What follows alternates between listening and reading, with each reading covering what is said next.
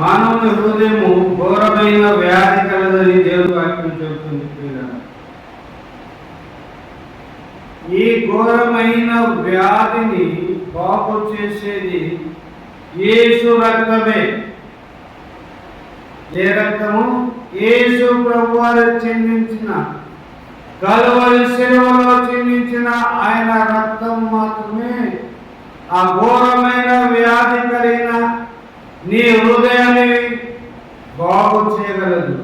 అందుకని నీ పాపములు ఒప్పుకొని యేసు రక్తంతో నీ హృదయాన్ని కడుక్కో. నీ హృదయాన్ని శుద్ధి చేసి నిన్ను బాగు చేస్తాడు.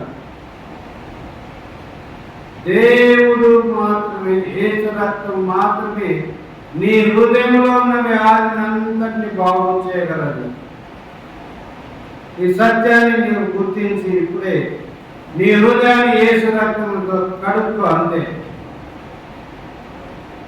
ఓకే.